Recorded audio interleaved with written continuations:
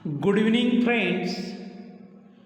सगळ्या विद्यार्थ्यांना आणि आदरणीय पालकांना माझ्या श्रीरंग चव्हाणचा साष्टांग नमस्कार आणि अभिवादन. नेहमीप्रमाणे आज देखील आपण अतिशय सुंदर असा व्हिडिओ बनविणार आहोत, जेणेकरून इंग्लिश स्पोकनमध्ये तुम्ही त्या टॉपिकचा, त्या कॉन्सेप्टचा बिनधास्तपणे उपयोग करू शकता. आपण दैनंदिन जीवनामध्ये बोलतो, मी हे करू शकलो असतो पण केलं नाही, म्हणजे मला पश्चाताप आहे. मी एखादी गोष्ट केली नाही, नंतर मी म्हणतो की मी करू शकलो असतो पण मी केली नाही. म्हणजे मी शाळेत जाऊ शकलो असतो, मी बोलू शकलो असतो, ती येऊ शकली असती, ती नाचू शकली असती, ते मला मदत करू शकले असते, ते माझ्याजवळ बसू शकले असते, माझा मित्र काहीतरी बोलू शकला असता, माझी बहीण मला मदत करू शकली असती, मनीषा माझ्याशी लग्न करू शकली असती. तर अशा वेगवेगळ्या प्रकारची वाक्य जर आपल्याला इंग्रजीमध्ये बोलायची असतील तर आपण बोलू शकतो का, असा प्रश्न आपल्या मनात निर्माण होऊ शकतो. तर बिनधास्त आपण अशा प्रकारची वाक्य आपल्या चव्हाण टीचिंग पॅटर्नच्या मदतीने अस्खलितपणे आणि बिनधास्तपणे इंग्रजीत बोलू शकतात. तर त्यासाठी सुंदर सोपा असा पॅटर्न आहे की जो पॅटर्न आपण श्रीरंग चव्हाण नावाने ओळखतो. तर बघा, सुरुवातीला आपल्याला सब्जेक्ट घ्यायचा आहे.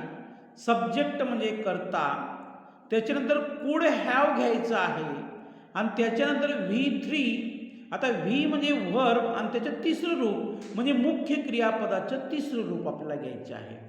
तर या पॅटर्ननुसार आपण हजारो काय, लाखो काय, करोडो वाक्य तयार करू शकतो. बघा, पहिलं वाक्य आपल्या लक्षात येईल, आय कुड हॅव गॉन. मी जाऊ शकलो असतो. आता आय म्हणजे मी, कुड हॅव म्हणजे शकलो असतो आणि गॉन म्हणजे जाऊ शकलो असतो.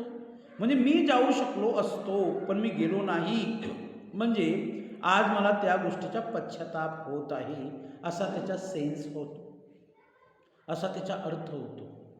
मग आता या सर्व वाक्यांमध्ये सब्जेक्ट आय असेल, ही असेल, शी असेल, यू असेल, वी असेल, दे असेल, एखाद्या व्यक्तीचं नाव असेल, माय ब्रदर, माय सिस्टर, माय फादर, मनीषा, रुपाली, राधिका, अशा वेगवेगळ्या प्रकारची आपण सब्जेक्ट म्हणून वापर करू शकतो. दुसरं वाक्य आहे, वी कुड हॅव ओन. आम्ही जिंकू शकलो असतो.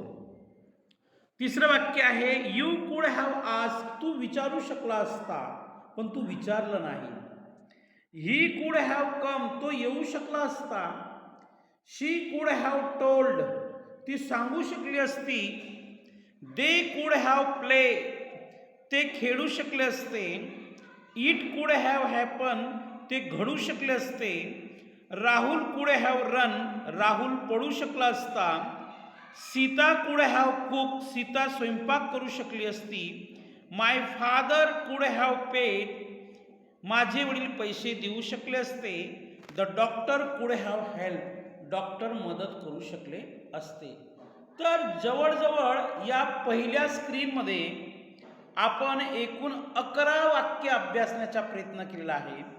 या 11 वाक्यांचं जर आपण व्यवस्थित निरीक्षण केलं असेल, योग्य अभ्यास केला असेल, तर प्रत्येक वाक्याचा सब्जेक्ट वेगळा आहे.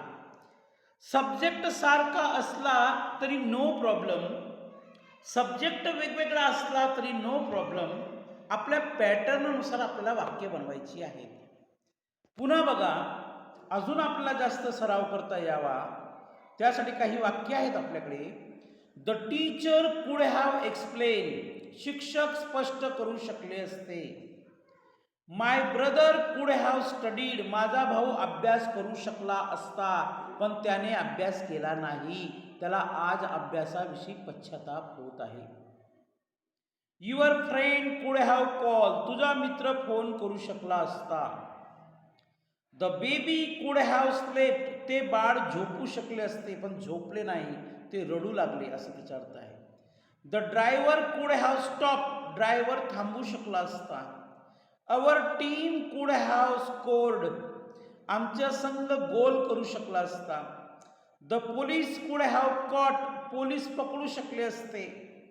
द कॅट कुड हॅव जम्प, ती मांजर उडी मारू शकली असती. राईट. त्याच्यानंतर अजून आपल्याला काही वाक्यांचा सराव करता यावा त्यासाठी आपण काही वाक्य बघणार आहोत. व्हिडिओ अतिशय सुंदर आहे. इंग्रजी स्पोकनमध्ये अशा प्रकारची वाक्य दैनंदिन कॉन्व्हर्सेशनमध्ये, डे टू डे स्पीकिंगमध्ये, कम्युनिकेशन स्किलमध्ये सहसा कुणी वापरत नाही. एव्हरीवन कुड हॅव लाफ, प्रत्येकजण हसू शकला असता. समवन कुड हॅव सीन, कोणीतरी पाहू शकले असते. द वर्कर्स कुड हॅव फिनिश, कामगार काम पूर्ण करू शकले असते. माय सिस्टर कुड हॅव डान्स, माझी बहीण नाचू शकली असती. द स्टुडंट्स कुड हॅव रीड, विद्यार्थी वाचू शकले असते. द बर्ड कुड हॅव फ्लोन, पक्षी उडू शकला असता. रोहन कुड हॅव बॉट, रोहन विकत घेऊ शकला असता. द नेबर्स कुड हॅव कंप्लेन, शेजारी तक्रार करू शकले असते. माय मदर कुड हॅव वेटेड, माझी आई वाट पाहू शकली असते. राईट. म्हणजे एखादी गोष्ट आपण करू शकलो असतो, तर अशा प्रकारची वाक्य जर आपल्याला इंग्रजीमध्ये बोलायची असतील तर आपल्याला सब्जेक्ट प्लस कुड हॅव प्लस V3 आपल्या चौवांश टीचिंग पॅटर्ननुसार अशी करोडो वाक्य आपण बनवू शकतो.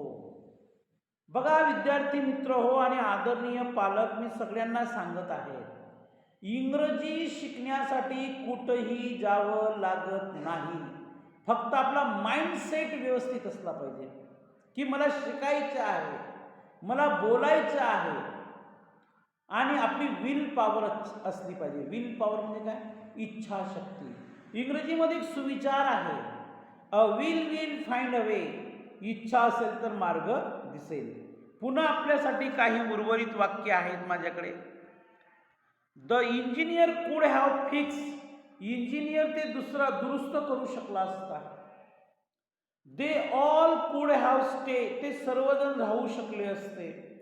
तर एकूण आपण जवळजवळ 30 वाक्य अभ्यासण्याचा प्रयत्न केलेला आहे आणि ही 30 वाक्य आपण सब्जेक्ट प्लस कुड हॅव प्लस V3 या आपल्या हक्काच्या चौवांश टीचिंग पॅटर्ननुसार बनवलेली आहेत.